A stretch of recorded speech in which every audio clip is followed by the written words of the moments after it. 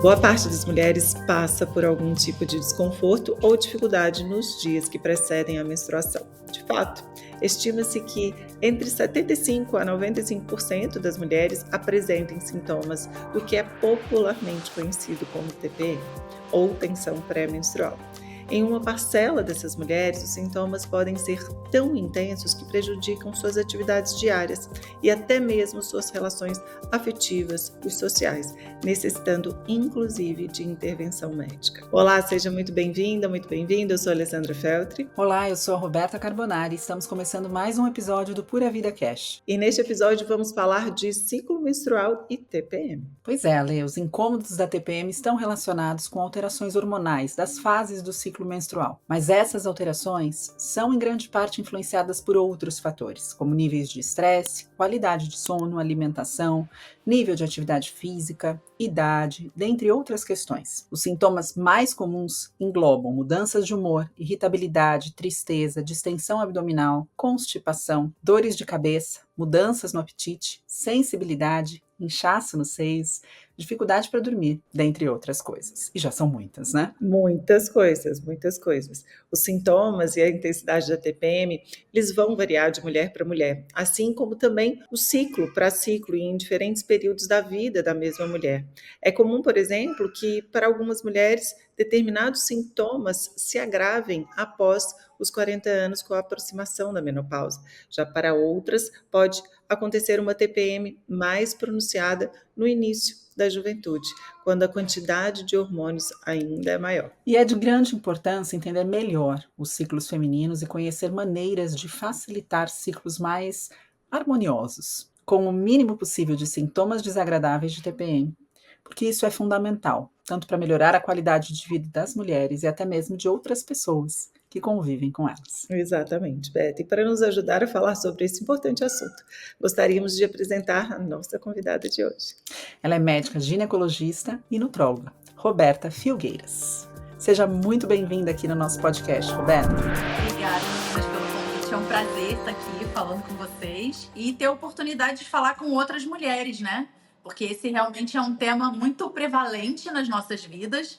Afinal, que mulher que não teve nenhum sintoma relativo à alteração do ciclo menstrual, né? Muito comum e nem todas têm informação correta ou sabem o que podem fazer para melhorar um pouco esses sintomas negativos, né? Perfeita colocação. Vamos falar sobre esse assunto e eu quero começar pelo mais fundamental. Vamos esclarecer para todas as mulheres que estão aqui conosco o que é a TPM e como se encaixa nas fases do ciclo menstrual. Vamos falar sobre isso? Então, essa tensão pré-menstrual, né, essa alteração que a mulher tem de múltiplos sintomas, tanto emocionais, como físicos, como sociais, que acontece de uma maneira cíclica e recorrente, né? Então, todo mês acontece num determinado período do mês. E para a gente entender um pouco isso, entender qual é o período do mês, eu tenho que falar um pouquinho sobre o próprio ciclo menstrual para que a gente entenda, né?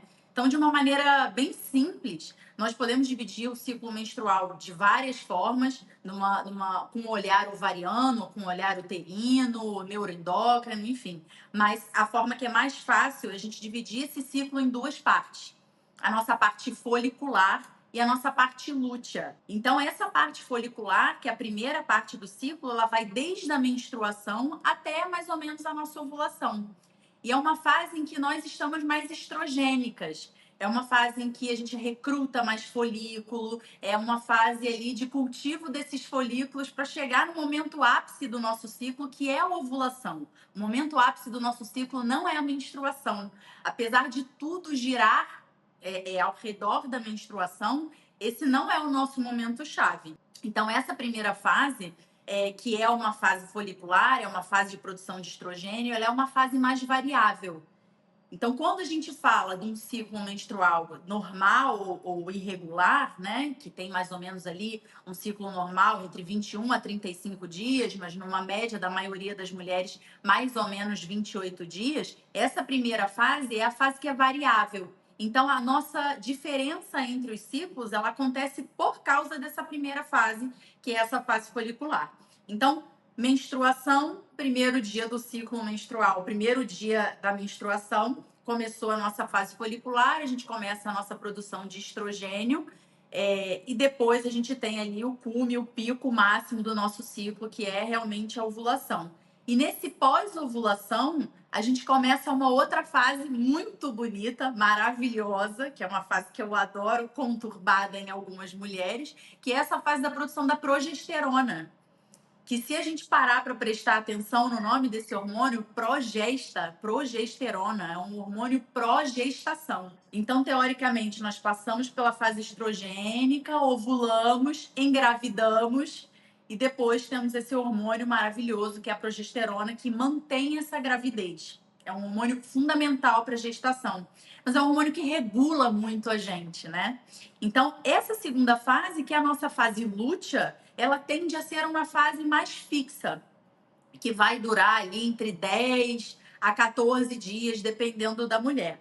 Então, se a gente pegar ali um ciclo menstrual, assim, a título de uma colocação aqui fácil para todo mundo entender, né? Se a gente pegar 28 dias de um ciclo habitual e diminuir esses 14 dessa fase lútea, que é essa fase mais fixa, a gente tem ali o meio do ciclo, esse momento da ovulação ali, como mais ou menos no 14º dia. Então, é comum a gente ter essas datas, né? A gente ouvir falar sobre isso. Menstruação dura 28 dias, a gente ovula com 14 dias, e depois, ali, mais ou menos 10 dias antes da nossa próxima menstruação, começa essa fase de TPM.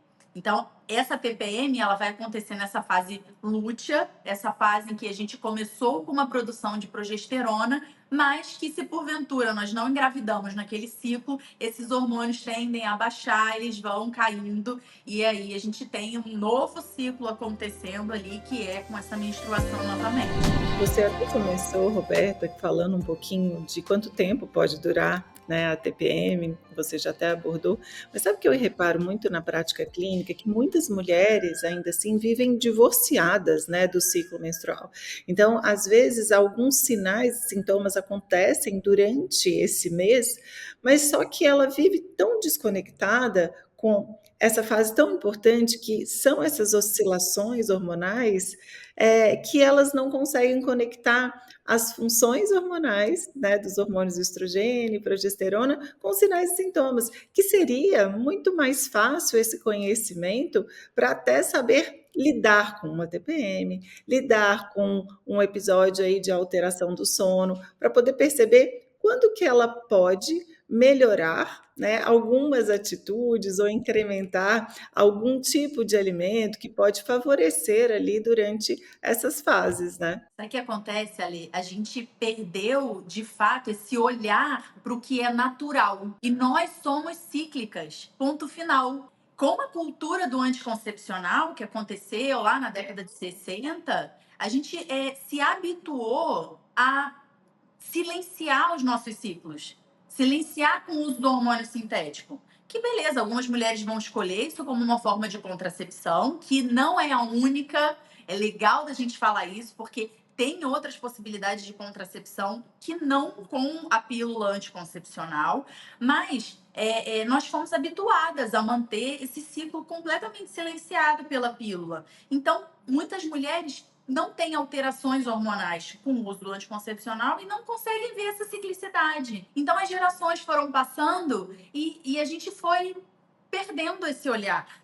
Né? É como um olhar da beleza do dia e da noite. Então, uma fase ela é bonita de um jeito e a outra é bonita do outro, né? Mas a gente sequer consegue perceber. E sabe o que é engraçado?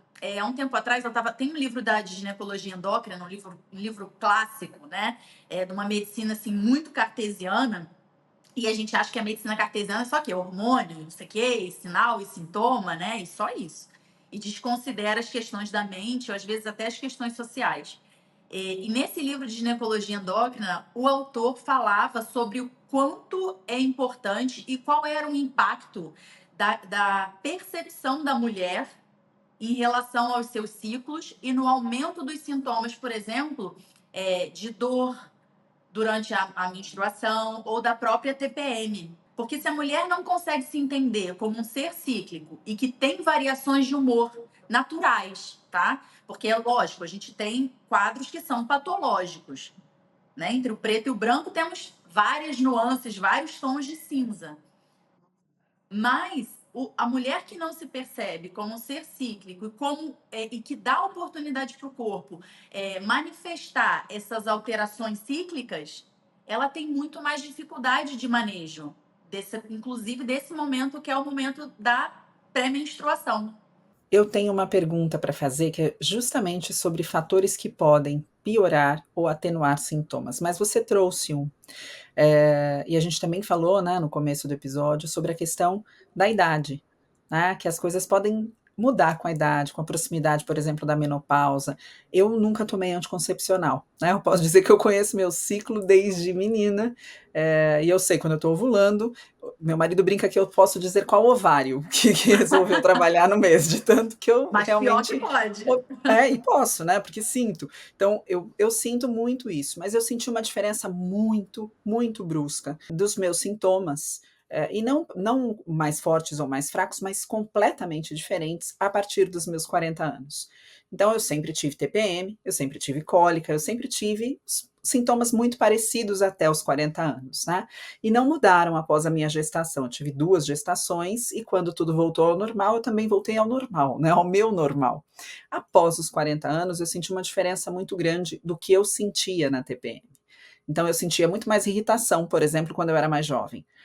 E, de repente, e ainda bem que eu conheci o meu ciclo, que você falou é muito importante, quando chegava a minha TPM, eu me sentia triste. E eu sou uma pessoa, ela me conhece faz tempo, um trio elétrico ambulante. Eu não sou triste. Se tem uma coisa que eu não sou, é triste. E eu não conseguia entender por que eu acordava triste, uma tristeza que não era minha. E no segundo mês que isso aconteceu, eu falei, eu já entendi. Esse é o novo sintoma da minha TPM aos 40. Então, isso foi muito importante para mim, porque eu podia atribuir isso a qualquer coisa relacionada à minha vida, ou eu podia atribuir isso a qualquer situação, né, ou uma patologia. E eu entendi, por conhecer esse ciclo, que esse era o novo sintoma que eu ia sentir. Era, né, uma apatia, uma tristezinha, uma vontade de chorar que eu não tinha quando eu era jovem, né? E eu queria que você falasse um pouquinho sobre isso. O que pode atenuar sintomas da TPM ou piorar sintomas da TPM, além da questão da própria idade, né, da quantidade de ciclos ou da proximidade da menopausa?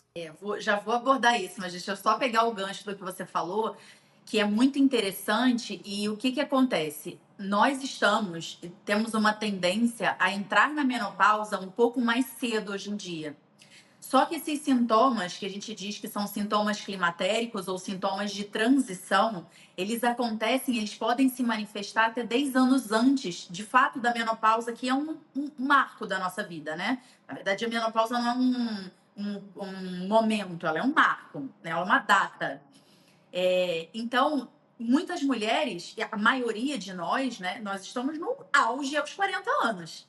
Pelo menos acima de 35, tendemos a estar, né? Trabalhando, muito produtivas e tudo mais. E muitas vezes as mulheres não percebem essa diferença que você pontuou. E hoje o mundo está olhando muito para a mulher que tem mais de 35 anos, que tem mais de 40 anos. Então é legal só da gente falar isso e chamar essa atenção, porque se você não se percebeu até aqui, né? Vai ficar difícil você perceber o que vem de diferente nesse momento climatérico. E muitas mulheres, ao invés de perceberem e entenderem isso como uma alteração fisiológica, ou que pode ser mudada e melhorada, por exemplo, com atividade física ou com padrão dietético, porque eu sou entusiasta da comida, porque a comida, de fato, ela muda a nossa vida.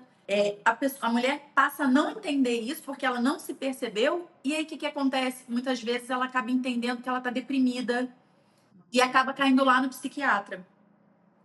Não tem problema nenhum nós procurarmos ajuda psiquiátrica. Devemos até, se tiver alguma questão relacionada a isso. Mas muitas vezes não é do psiquiatra que a mulher precisava naquele momento. Ela precisava primeiro de entendimento, segundo de modificação de estratégias básicas. E mais do que isso, né, eu vejo às vezes o quanto isso poderia me levar a tentar atribuir essa tristeza a alguma coisa da minha vida, ao trabalho, né, ao relacionamento. Isso poderia, né, porque você não sabe por que você está triste, você vai buscar um motivo, você vai pensar num motivo, né? Não pode, né? muitas E é vezes, químico, né? é químico, não é um motivo, né? Que não é um acontecimento, é químico. E a questão da alimentação, assim, até para mim, eu sempre mantive minha alimentação muito equilibrada, né, mas eu altero, inclusive, minha alimentação 10 dias antes da minha menstruação, eu começo a alterar minha alimentação, né, prestar mais atenção ainda, e eu amo corrida, embora saiba que nessa idade, também aos 44, a musculação me é quase que um remédio, né, então eu tenho que fazer, mas eu me recuso a fazer quando eu estou nessa fase, porque a corrida me traz alegria, então eu preciso de estratégias que me coloquem mais para cima, né. Você trouxe sobre atividade física em diferentes fases do ciclo, e isso é muito legal do que você está falando, né? Que essa fase, né, de TPM, que já é uma fase que traz um humor mais depressivo, a gente ter muita atenção em estratégias muito restritivas. Eu trabalho muito com o ciclo de estratégias, a Beta já me conhece, Roberta, há muito tempo. Então, assim, a tendência, né, das pessoas, por esse desconhecimento do que é necessário naquele momento ali de transição ali, né, da fase lútea para a menstruação, para o primeiro dia do ciclo, é de continuar com a mesma estratégia. Poxa, estou numa estratégia de emagrecimento, com restrição calórica, dependendo do profissional, ajustar esse momento da fase da mulher. Qual estratégia ela vai usar nesta fase, né? Então, enriquecer essa alimentação, equilibrar essa alimentação com carboidratos é fundamental.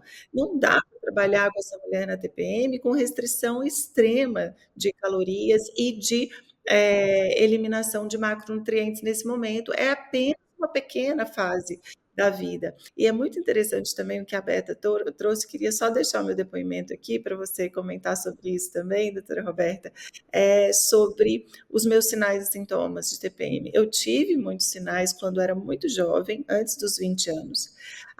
Depois dos 20 anos, eles foram atenuando. Depois dos 30 anos, eu não sabia que dia que eu menstruava. Eu também não fui uma mulher que tomei anticoncepcional a minha vida, nunca tomei. E depois dos 30 anos, eu menstruava assim, tipo, se eu estava muito desligada, eu nem sabia que dia que ia chegar a menstruação. Então, assim, nossa, de repente, Perfeito, né? é, E nesse momento todas as mulheres choram do outro lado da tela, falando: "Por que não eu?".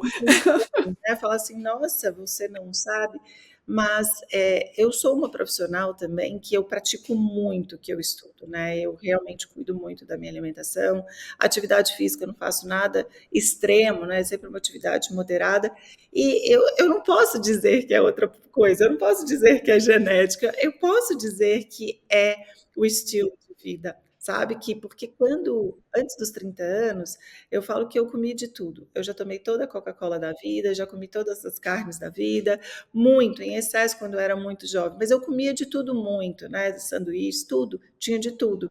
Então, quer queira ou não, e ainda assim a gente tem uma quantidade aí hormonal mais aumentada, tinha todos os fatores envolvidos, mas depois eu realmente comecei, ao longo da vida e mais na fase adulta, aí depois dos 30, cuidar um pouco melhor. E isso manifestou em uma redução significativa dos meus sinais. Hoje, aos 48 anos, depois da minha gestação, eu já estou no meu segundo ciclo menstrual e também não sei que dia que chega, né? Porque ainda não está certinho. Chegou mês passado, chegou esse mês. Mas aí esse é tudo bem, tem uma É a pós-gestação, justificativa. né. Tem. É porque, né, foi depois da amamentação. Mas que eu também não sinto nada, não senti nada. Então eu devo Não dá para negar que o nosso estilo de vida ele influencia muito. É óbvio, né? A tensão pré-menstrual ela já é descrita desde Hipócrates. Não com esse nome, né? Esse nome ele foi cunhado lá em 1930, mais ou menos, como tensão pré-menstrual, porque só se observava a questão psicológica, e depois lá para 1950 ele foi alterado para síndrome pré-menstrual. Por quê? Porque os pesquisadores começaram a perceber que era uma gama de sintomas que podiam estar manifestados em cada mulher. Mas a nossa vida hoje, ela tende a ser uma vida muito disfuncional. Então, a mulher que usa anticoncepcional, ela tem uma vida disfuncional, mas ela não percebe esse impacto. A mulher que não usa, ela percebe muito mais. Então, eu brinco que você fala que você bebeu toda a Coca-Cola do mundo, eu brinco que eu usei todos os anticoncepcionais do mundo, né? Como ginecologista, eu aprendia isso como uma coisa certa e usei de tudo. Até o momento que eu parei de usar e minha vida de fato foi modificada, porque aí eu pude me observar totalmente e observar um corpo sem hormônio e com uma dieta ruim, e com um estresse, nível de estresse absurdo, porque a qualidade de vida do médico tende a ser péssima. As mulheres médicas, inclusive, morrem muito mais do que a população geral e que os homens médicos, o que é, assim, um contrassenso total e absoluto. E eu pude perceber também no meu corpo, assim como você, a mudança depois da minha mudança alimentar, do meu padrão de sono, do meu padrão de estresse. Então, tudo muda. E quando você tem atenção ao seu corpo, você consegue ver isso de uma forma perfeita. Perfeita. E é claro, quando nós temos extremos de vida reprodutiva, e aí só para deixar claro que é extremo de vida reprodutiva, não é extremo de vida, né? Então, quando nós começamos a menstruar e quando nós estamos mais próximas à menopausa, as alterações hormonais elas podem acontecer, mesmo com uma qualidade de vida boa, e cada mulher vai manifestar um rol de sintomas, né? E aí a gente sabe que, assim, são múltiplas as hipóteses e as possibilidades. A gente começa desde uma queda da progesterona até uma alteração de receptor em relação a neurotransmissor, né? A alteração de produção de prostaglandina, de endorfina, então um monte de coisa que permeia. Então cada mulher ela é muito única, mas essa questão da parte da fertilidade em extremos de vida reprodutiva, elas vão manifestar esses sintomas de uma forma muito mais colorida em algumas mulheres. Mas se a gente ainda pega isso, ainda coloca um estilo de vida disfuncional em cima, as coisas tendem a piorar. Não tem almoço grátis, não adianta achar que vai ser diferente, né? Muitas pessoas falam, mas eu tô menstruada, eu não quero fazer exercício, então eu tô de TPM, eu quero ficar mais quietinha. A gente tem que entender a beleza da ciclicidade do nosso corpo para, de fato, encaixar as melhores estratégias. Eu também sou muito a favor disso. Eu amo o jejum, amo uma dieta low carb, mas ela realmente ela não cabe nesse momento. Deixar uma mulher muito restrita nesse momento pode levá-la à compulsão alimentar, por exemplo, que já é um momento em que ela pede mais alimentos que são fontes de triptofano, por exemplo, precursores de serotonina, que a gente já tem uma baixa nesse momento, né? E o centro de recompensa já está alterado, né? A amígdala já está muito mais atuante nessa fase, então não tem como. Gritando. Então, imagina se a gente ainda fica com uma restrição muito intensa. Mas, por outro lado, misturando as coisas todas, a gente pegar também e falar para uma mulher, é óbvio, ela tem que respeitar o corpo dela, entender o limite dela e entender o que ela consegue fazer naquele determinado momento, né? Mas, às vezes, uma mulher muito inflamada, por exemplo, não vai conseguir, nesse momento logo de TPM, começar um exercício físico, né, ou fazer alguma coisa muito diferente, mas o quanto é benéfico para essa mulher também manter esse exercício físico, por mais brando que ele seja naquele momento, porque ela vai estimular um monte de substâncias que são necessárias e são importantes para que ela não fique com esse olhar mais deprimido, mais amargurado que algumas mulheres têm, né? E aí o que acontece? Se a gente começa a deixar esse estilo de vida correr solto de uma forma muito ruim, e se acostumar a ter uma TPM muito intensa, ou com uma depressão muito grande, ou com uma labilidade emocional muito intensa, ou com uma raiva muito grande, o que acontece? As nossas memórias, as nossas lembranças, elas ficam lembranças muito ruins desse momento, né? Porque a lembrança é um recorte dentro da memória. Então, se a minha lente mudou, eu vou enxergar a minha vida escura, cinza, sempre. Então, meu cérebro, ele quer o quê? Poupar energia, ele quer automatizar processos. Então, ele vai sempre lembrar que aquele momento é um momento muito ruim. E a mulher vai entrando num looping de que ser cíclica é ruim, de que o ciclo menstrual é ruim, de que, ai, que saco estar nesse momento pré-menstrual, né? A gente tem que começar também a mudar o olhar em relação a isso. Não só na dieta, no exercício físico, no controle do sono. Gente, a gente desmerece o sono, mas ele é tão importante. Eu sou tão apaixonada pelo sono, por essa... Isso é maravilhoso, a gente realmente regenera o nosso corpo, né? Mas se a gente não mudar esse olhar, fica uma lembrança muito ruim desse ciclo. E a mulher começa a não se aceitar. Você trouxe uma informação muito importante, que assim, esses sintomas eles vão existir em diferentes intensidades, né? Mas quando a gente tem aí agressores, né? Ou estresse, ou uma alteração de sono, ou uma alimentação inadequada, isso é exacerbado. Por isso que a gente fala Tanto que esses sinais e sintomas, eles são comuns, mas a gravidade desses sintomas não são normais, né? Isso realmente tem um impacto aí nessa gravidade do seu estilo de vida. Quando a gente fala de estilo de vida, de alimentação, a gente acaba incluindo também a suplementação e existem, né, na prática clínica, e a gente trabalha muito com isso, alguns suplementos, alguns nutrientes que podem aí ser bem-vindos para essa fase da mulher na TPM, que podem contribuir, né, nesse momento. O que você trabalha na prática clínica que mostra bons resultados de nutrientes ou até mesmo fitoterápicos para esse momento da mulher? Eu sou super adepta a gente fazer uma suplementação bem feita, cíclica também, cada momento vai ser um. Só quero pontuar aqui para as mulheres que estão ouvindo a gente que não esperem que uma suplementação ou uma modificação de hábito de vida seja ação imediata, tá? Então, esperem o tempo natural do corpo de vocês se reajustar. Porque só a constância na suplementação, na dieta principalmente, vai fazer com que a gente tenha um benefício real, né? Mas o que a gente vê muito, muito na prática clínica?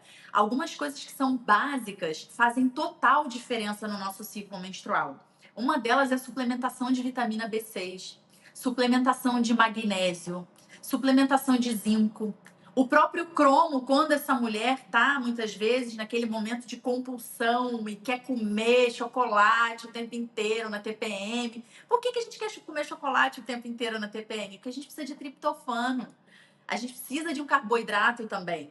Então, fazer esse ajuste de macronutriente. Mas por que não suplementar triptofano se a gente precisar? Né? Se a gente não conseguir manter isso na nossa dieta, na nossa alimentação. E nem sempre, mesmo que a gente tenha uma alimentação hoje perfeita, incrível, maravilhosa, são múltiplos os fatores que vão colaborar para a nossa saúde, né? O nosso solo, por exemplo, não é um solo tão magnesiano. Então, o nosso alimento, às vezes, ele é mais empobrecido em relação àquele nutriente. Então, suplementar dá uma ajuda absurda naquela mulher. Pensando em fitoterápico, além dessa suplementação, né, B6, magnésio, zinco, própria óleo de prímula, óleo de borragem, que tem um efeito extraordinário nas mulheres, que muitas falam assim, meu Deus, Roberta, parece que tirou a minha TPM com a mão depois que eu comecei a suplementar óleo de prímula o mês inteiro. Vai suplementar o mês inteiro. Não adianta suplementar só assim, eu tô com TPM hoje, vou tomar óleo de prímula. Porque não é remédio, né? Não Eu acho que é existe. importante falar isso, não é um remédio, né? Não é um anti-inflamatório, não é isso, né? É algo que vai precisar de constância para que ele possa fazer seu efeito. Exatamente. E uma outra coisa que eu adoro, que as mulheres têm um efeito muito bom, é o Vitex Agnus Castus. Gosto muito, muito, muito, muito. Se a gente associa, inclusive à noite, né? As mulheres podem associar a camomila, melissa. Então, isso traz um abrandamento, um conforto muito bom para as mulheres, porque vai trabalhar também a questão do sono, que é importante. Deixar esse sono mais profundo nesse momento é importante, porque algumas mulheres têm hipersonia, então elas têm mais fadiga, mais cansaço, tendem a querer dormir mais, mas algumas têm insônia. E mesmo as que não apresentam nada relacionado ao sono, a gente sabe que tem um impacto importante na produção de GABA, no efeito de GABA, que é um neurotransmissor inibitório fundamental para a gente. Né? Então, se a gente usa fitoterápicos ali no final do dia, em que fazem com que a gente aprofunde mais esse sono, às vezes associar a melatonina, o próprio magnésio à noite. Eu sou muito apaixonada pelo magnésio, tá? Então, eu acho que magnésio é tipo Bombril. A gente resolve múltiplas coisas. E não só o magnésio na suplementação oral, mas inclusive a gente traz muito isso da cultura popular, né? De fazer escaldapé durante esse momento da pré-menstruação, da própria menstruação, né? O uso do calor como uma fonte de alívio do desconforto e da dor. Então, por que não usar, por exemplo, sulfato de magnésio para fazer um escaldapés? Traz muito conforto para essa mulher. E aí, esse fitoterápico que ela pode usar, como por exemplo o mulungu, a melissa, a camomila, a lavanda, num chá, ela também pode colocar nesse escaldapé e melhorar ali. Isso traz mais conforto, isso traz um momento de acolhimento para a mulher, que é importante nessa fase. A gente tem que entender a fase para entender, inclusive, o que fazer de função. esse momento pré-menstrual, que é esse meio para o final da fase lútea, que é essa fase produtora de progesterona, é o momento para a gente internalizar, quase que fazer um balanço do mês. Então, o que eu fiz, o que eu posso melhorar, o que eu posso buscar dentro da minha criatividade, do meu conhecimento interno. Já o momento lá da fase lútea, ou o momento da fase folicular, ou o momento dessa ovulação, é momento da mulher aparecer, falar, brilhar, né? Ela tá aberta para o mundo. Então é legal quando a gente consegue, inclusive, encaixar a suplementação, a dieta, o exercício físico e as atividades do dia a dia dentro do próprio ciclo menstrual. Mas isso faz tanta diferença que eu consigo ver, eu dou muita palestra ao longo do mês, né, eu consigo ver a diferença da minha palestra na fase do ciclo, sabe. Eu sou muito estrogênica, eu nasci para ser estrogênica, porque os primeiros 15 dias minhas palestras são assim, aí depois os outros 15 eu tô mais, sabe, comedida, mas os primeiros eu tô voando. Eu queria só deixar uma pontuação aqui na questão relacionada à suplementação, por quê? O quanto é importante, né, a gente entender que essa suplementação, ela vem para somar a estratégias de alimentação e não para substituir, porque você trouxe a questão do triptofano, né, mas em uma mulher, por exemplo, com constipação, em uma mulher que tenha uma depressão ou que tenha uma inflamação sistêmica de baixo grau, a suplementação de triptofano, ela pode ser extremamente prejudicial, porque a gente tem a enzima hidroativada nessas situações, né, que podem aí recrutar triptofano por uma via neurotóxica. Então, a gente não suplementa triptofano, especialmente se a mulher não já ajustou todas essas questões, se ela tem uma desbiose, se ela não tem uma microbiota intestinal, né, uma regularidade intestinal que denota uma microbiota saudável. Então, é muito importante a gente trazer isso. Obviamente, a suplementação vai ajudar, especialmente se essa mulher tem deficiências. Magnésio, a gente sabe que tem sido, né, uma constante preocupação por conta do solo empobrecido e da quantidade de pesquisas que mostram a quantidade de pessoas, né, que estão em deficiência de magnésio. Então, obviamente que tudo isso é muito importante, mas nada disso vai trazer o real resultado que traria se essa mulher não estiver numa alimentação saudável e não estiver cuidando das outras questões. Importante pontuar, porque muitas vezes, ouvindo 3 profissionais da saúde falar de suplementação, meu medo é: "Vou no Google agora comprar meu suplemento", né, e não Vou é para comprar todos. Sempre exato, né, Roberta, de todo mundo. deixar a alimentação como uma base mesmo, né, e o quanto a saúde intestinal, ela favorece todos os tecidos, né. Hoje mesmo, mais cedo, antes da gravação, eu estava respondendo umas caixinhas de pergunta, e aí eu recebi uma pergunta sobre a suplementação de ácido elágico. Nada adianta eu suplementar ácido elágico para melhorar a pele, enfim, produção de colágeno, se eu não tiver uma microbiota saudável. Por quê? Porque o metabólito do ácido elágico, que é a urolitina, que é incrível antioxidante, é ela que vai fazer o maior efeito. Então, se você não cuida da microbiota desse indivíduo, ele não vai poder aproveitar o triptofano. E até trazendo aqui o porquê desse triptofano, né? Nessa fase, nesse momento de TPM da mulher, a gente tem uma queda estrogênica, né? Significativa. E o estrogênio ele vai estar atuando aonde?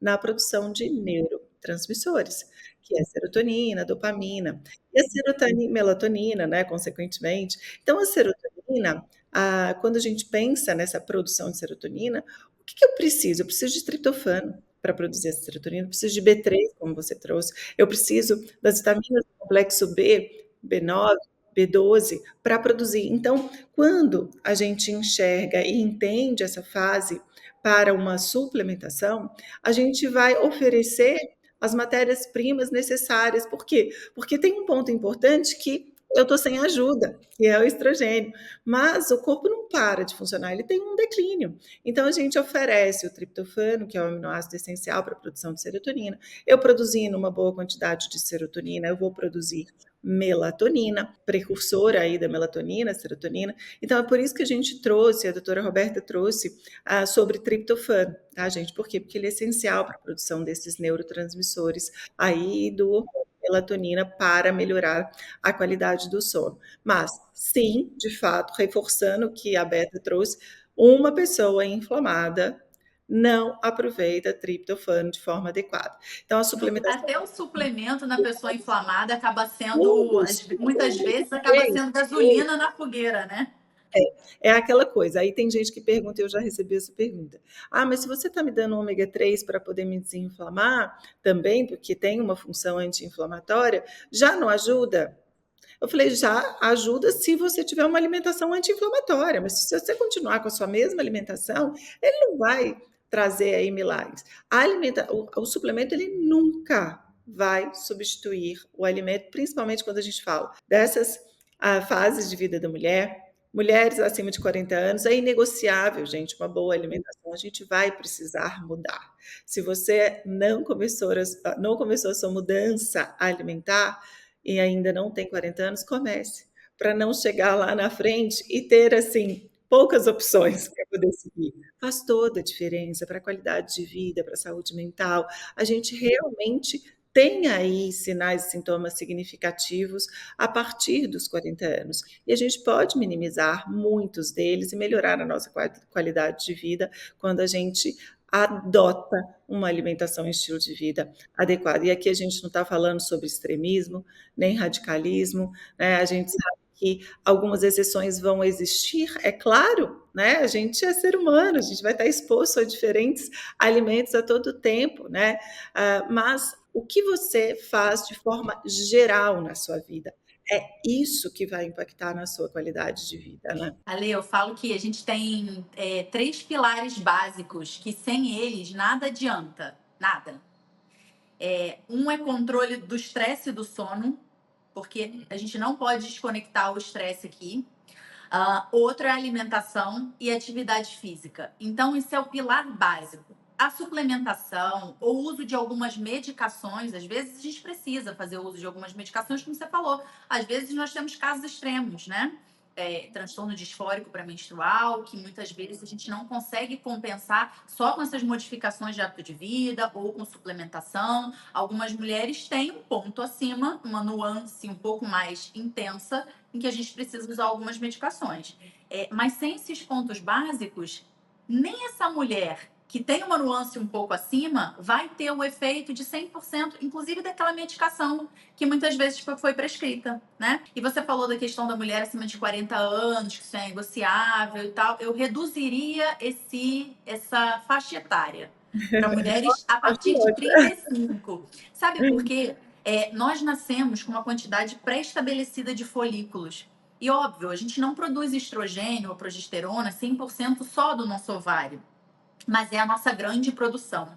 Então, essa quantidade pré-estabelecida, ela não estica essa vida fértil. E aí, vida fértil aqui que a gente tem que ler é essa variação hormonal dentro desse nível que a gente entende da fertilidade e tudo mais, né?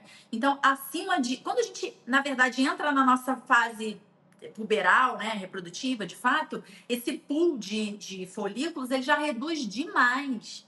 A partir dos 35 anos, ele despenca. Então, nós não prolongamos a nossa fase reprodutiva, mas nós conseguimos reduzi-la, tá? E aí, consequentemente, a gente acaba... Quando você reduz um pouco mais isso, e aí 35 anos, 40, 45 anos, a gente vai tendo uma menor produção hormonal, que vai encurtando esse ciclo. Então, a Roberta até falou assim, eu nasci para ser mais estrogênica.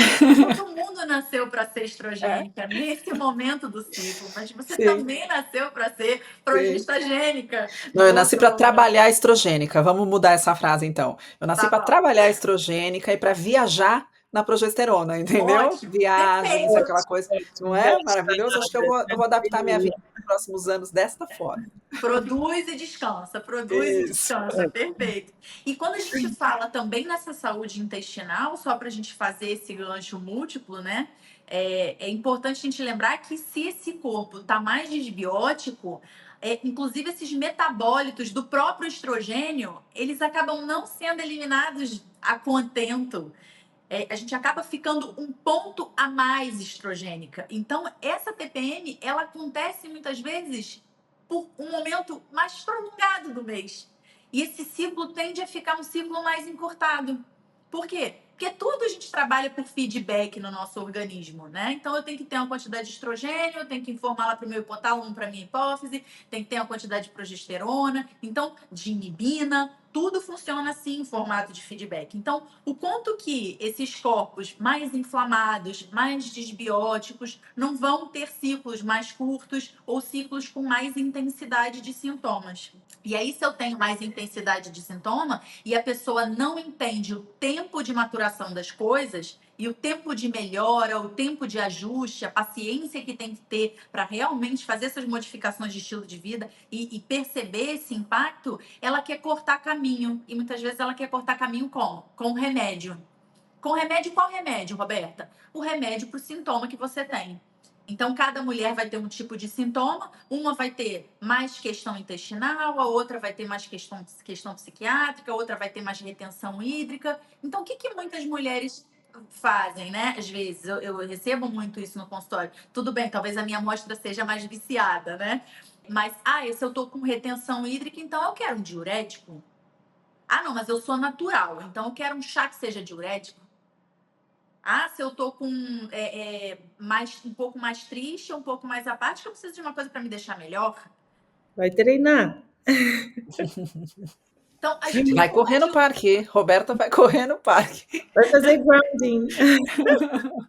A gente precisa realmente, não é que precise, nós podemos usar atalhos, mas nós temos que saber que eles são atalhos. Tá? Perfeito. Não tem nada de errado a gente usar uma medicação se for necessária, né? Eu não sou contra. É claro que minha Até para tendência... capacitar, eu acho, né? Até para capacitar essa mulher a começar novos hábitos. Às vezes, tirar dessa fase aguda, desse desespero, faz com que ela consiga se planejar melhor até, né? Para fazer o que ela precisa fazer. Também nunca vai ser uma única estratégia, né? A gente sabe disso. Uhum. É um conjunto de estratégias. Ela pode até usar um chá ali de hibisco, um chá de cavalinha, mas o que mais você precisa fazer? Né? Qual a causa raiz desse inchaço? É só, né, a diminuição hormonal? Ou também é a sua alimentação excessiva em carboidratos que está te inchando um pouquinho mais? Então, assim, a gente tem que identificar a causa raiz e talvez sejam múltiplas e também múltiplas estratégias, não é só uma, né? E é uma pena que muitas mulheres ainda enxergam uma única estratégia medicamentosa como a solução de alguns problemas femininos nessa fase, por ser um caminho mais curto, né?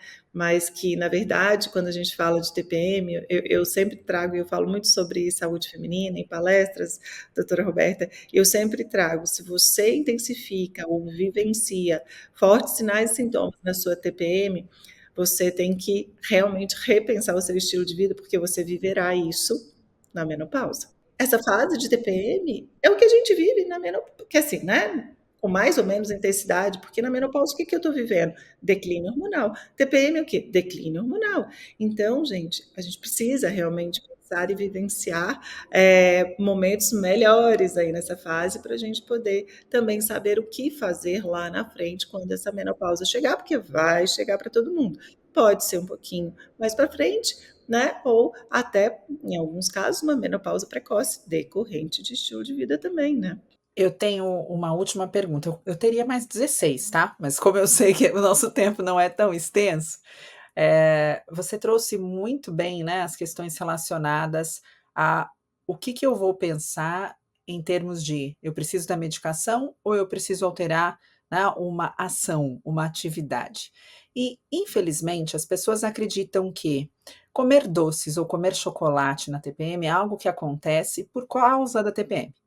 Então, eu estou comendo essa quantidade de chocolate porque eu estou de TPM. Eu estou comendo essa quantidade de doces porque eu estou de TPM. Nós precisamos do triptofano ao longo de uma vida inteira e nós conseguimos de outros alimentos tranquilamente ao longo de uma vida toda, né? A grande questão é que quando a gente fala de chocolate que as pessoas acessam, a gente não está falando do cacau, a gente não está falando disso. A gente está falando normalmente daquele combo saboroso, palatável, né? De açúcar, gordura, é maravilhoso o chocolate ao leite, né? A gente está falando disso. E nessa questão, é importante a gente deixar claro que o que essa mulher está buscando não é chocolate, não é triptofano, não é carboidrato, ela está buscando prazer. Né? Ela está buscando, na verdade, silenciar o sistema de recompensa. Existem pesquisas, por exemplo, que mostram que o Brasil é um dos países que, na TPM, culturalmente, as pessoas buscam chocolate. Mas isso, por exemplo, nunca aconteceu no Japão. Né? Não é esse tipo de alimento. Sintomas de TPM, né, amiga, também. Não é esse? Também, mas não, a questão é, não é esse o alimento conforto no Japão, né. Então, cada cultura tem seu alimento conforto. Então está muito associado também ao que é considerado um alimento conforto, ou uma recompensa, ou algo que vai me trazer um pouquinho desse afago, né, que é necessário durante essa fase de TPM também. E aí eu acho que é importante a gente pensar que não há problema em você querer um chocolate, né, não há problema em você também usar, no momento da sua alimentação, este afago. No entanto, é importante não normalizar, do tipo, já estou na TPM, então eu posso comer o chocolate, eu estou comendo por conta da TPM, isso está acontecendo. Quando eu estou na TPM, eu como assim. Você não precisa comer assim, você precisa de mais prazer. Existem inúmeras fontes de prazer que você pode colocar no seu dia, inclusive uma alimentação mais saborosa, né? Uma alimentação menos monótona, uma alimentação mais colorida, uma alimentação mesmo, e não o chocolate, mas uma alimentação que te traga essa recompensa da mesma forma. Então, eu acho que isso é importante a gente falar, porque existe essa normalização, né? Se eu estou de TPM, então é normal eu comer a barra de chocolate. E não é a TPM que está te levando a comer a barra de chocolate, né? Você Mas está isso eu acho que é usando. um treino também, né? Até É, esse sentir o sabor dos alimentos e tornar um alimento natural mais palatável para mim, isso também é um treino. Porque hoje a comida ultraprocessada ela é tão carregada em sabor que as pessoas elas não sabem como é comer uma coisa que não tem aquela explosão intensa. Então, até o nosso nível de conforto e de prazer está um ponto acima, né? Então, tudo desregula. Então, se aquela mulher, de fato, normaliza, como você falou, o excesso de um consumo de chocolate ao leite por durante o conta período da TPM. por conta da TPM, o que vai acontecer? Ela vai ficar mais presa naquilo, no próximo ciclo ela vai estar mais inflamada, mais disbiótica, de repente mais edemaciada, com mais peso, mais desconfortável, com a autoestima pior. É um looping. Então, a gente tem a possibilidade de fazer esse looping descendente ou ascendente, né? Então, o que é legal da gente falar? Mulheres, dividam as estratégias de vocês. Fracionem as estratégias de vocês. Confiem no pequeno constante. O pequeno constante faz muita diferença. Criem novos hábitos associados a hábitos antigos. Então, eu quero ter um hábito de, sei lá, fazer exercício físico, eu sou 100% sedentária. Então, você vai fazer um agachamento na hora que você estiver escovando o dente. Porque você já incluiu esse hábito de escovar os dentes na sua vida. Então, o fato de colocar esse pequeno hábito ali, associado a um outro hábito que você já tem, que é muito fortalecido, faz com que, inclusive, você se fortaleça na constância. Porque a gente também se habitua a fracassar nas coisas. Fracassar na dieta, fracassar no treino, fracassar em um monte de coisa. Então, o seu cérebro acostuma. Então, vamos tentar um looping ascendente agora, fracionando as estratégias, inclusive a estratégia alimentar. Por que a gente tem que passar de uma dieta X para uma dieta extremo oposto? Não precisa, o tempo é o seu tempo. Você só está correndo contra você mesma, de ontem. Né? Então tá tudo bem se a gente fracionar, se a gente for com calma muitas vezes. Eu tenho pacientes que conseguem modificar uma dieta de uma hora para outra, outras não conseguem. Outras conseguiram no momento passado, mas nesse elas não conseguem mais. Porque elas acabaram de ter bebê, porque elas não estão dormindo, porque elas não estão se sentindo capazes naquele momento, ou porque elas estão com uma questão no trabalho, com o marido, sei lá. Ou porque a Né? logística virou de ponta cabeça, né? Porque a logística virou de ponta cabeça, exatamente. Então a gente tem que entender e tem que acolher também isso que a gente sente que está vivendo. Não é ser mole com a gente o tempo todo, mas também não é andar com chicote o tempo inteiro, né? Então, fracionar as estratégias, inserir pequenas estratégias de uma maneira constante, ter paciência de que aquilo vai ter uma modificação expressiva na sua vida. Agora, não adianta eu viver 40 anos de uma determinada forma, com uma cultura familiar, com uma cultura social, e aí, de repente, eu quero modificar uma estratégia, seja ela alimentar, seja de atividade física, de suplementação, ou de algum tratamento com uma medicação, eu quero usar durante uma semana e eu quero ter um resultado que eu não tive em 40 anos. Não vai funcionar. Então, eu sei que isso é uma coisa básica, mas a gente precisa repetir, porque parece que as pessoas esqueceram o básico, né? Então, isso faz com que a gente não se frustre. Tá com dificuldade alimentar? Testa um alimento novo. Testa ele por uma semana. Testa, vê a textura, sente o gosto, come diferente, outras preparações, vai habituando o paladar, né? E com isso com tudo, inclusive com o próprio olhar para o nosso corpo, porque eu sou muito a favor da gente ter autonomia do que a gente está fazendo, entender o que a gente está fazendo para poder aplicar, porque eu não consigo aceitar um ser humano ser exclusivamente dependente de uma melhora por conta somente de outro ser humano. A gente tem uma capacidade intrínseca de melhora, mas para isso a gente tem que querer a melhora, porque ela não cai do céu. Então, só esse conhecimento, é falar o tempo inteiro, é ouvir o tempo inteiro, é estar também aberto e permeável à opinião de outras pessoas que, porventura, sabem uma coisa diferente que você não sabe, né? E a ajuda também, né? Pede ajuda. Se tá difícil, pede ajuda. Você não consegue ir, vê quem vai com você treinar. Vê quem vai ser a amiga que passa na tua casa todo dia de manhã, né? Se você não consegue comer bem, liga para alguém que cozinha bem. Fala com uma amiga, peça Faz um ajuda. compromisso social, né? Peça ajuda, porque às vezes você precisa primeiro que alguém esteja com você nesse momento, para depois você seguir sozinha, né? Existem pessoas que estão nessa situação. Eu vejo muitas pessoas falando, eu não consigo, não consigo, não consigo, e também não pedem ajuda. Tem a informação, e eu falo que às vezes saber não é meio caminho andado, a pessoa sabe o que tem que fazer. Né? Eu tenho certeza que toda pessoa tabagista sabe que tem que parar de fumar. Toda pessoa etilista sabe que tem que parar de beber. Mas muitas vezes essas pessoas não conseguem. E estão se afundando sozinhas, sem pedir ajuda. Então peça ajuda. Tenha um anjo aí da guarda nesses primeiros dias, nesses primeiros passos, porque essa pessoa pode ser realmente alguém que é não só o seu motivador, mas o seu resgate. Né, quando você cair. Você vai ser a responsável pelos seus passos, é o que você falou, vai depender mais de você do que qualquer outra pessoa. Mas peça ajuda, se estiver difícil. A gente sabe que muitas vezes com alterações hormonais, né, ou ainda com comorbidades também presentes com essas alterações, essas mulheres, elas vão se entregando a esse processo. Bom, é assim que é a minha TPM, é assim que eu fico, é assim que eu tô, e não precisa ser assim. Eu acho que a mensagem principal, né, desse podcast é não precisa ser assim. Pode ser melhor, né?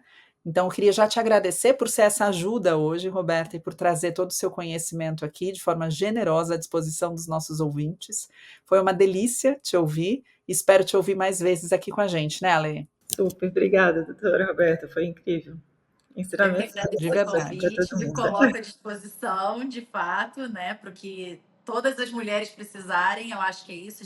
A decisão parte da gente e aí nós vamos agregando pessoas ali no nosso caminho que vão construindo essa estrada que é muito nossa conosco, né? Nós somos protagonistas dos nossos filmes, mas tem os coadjuvantes que também são muito interessantes, tem os figurantes que também são muito necessários, né? Então, que nós possamos, de fato, ser ajuda para outras mulheres. Então, se alguma mulher está ouvindo e sabe que outra mulher está precisando, encaminhe um podcast para que elas escutem uma coisa diferente e sirvam desse momento de ajuda também. E vamos construir esse espiral ascendente aí para todo mundo ficar melhor. E busque ajuda profissional também, né? Porque às vezes você acha que aquilo tudo que você está vivendo é normal e não é, né? E você precisa de um profissional para te dizer, não é, dá para ser melhor, o que você está vivendo não pode ser dessa forma sempre. E muito bom ter você como a profissional de hoje aqui com a gente. E querido ouvinte, eu espero que você também tenha aproveitado e fique muito à vontade para compartilhar realmente esse episódio com outras pessoas. Caso você tenha gostado desse momento, pode também divulgar o programa para mais pessoas ao avaliá-lo em sua plataforma favorita, de preferência 5 estrelas e agora com um like aqui nesse vídeo. Isso mesmo, Ale. Esperamos você no próximo episódio, repleto de valiosos ensinamentos. Esse foi mais um episódio do Pura Vida Cast, um novo caminho para te nutrir com as escolhas mais saudáveis. Beijo, Beta. Beijo, doutora Roberta. Tchau, tchau a todos. Beijo, Ale. Beijo para minha xará e um beijo para todos vocês que nos ouviram hoje. Tchau, tchau. Beijo, meninas.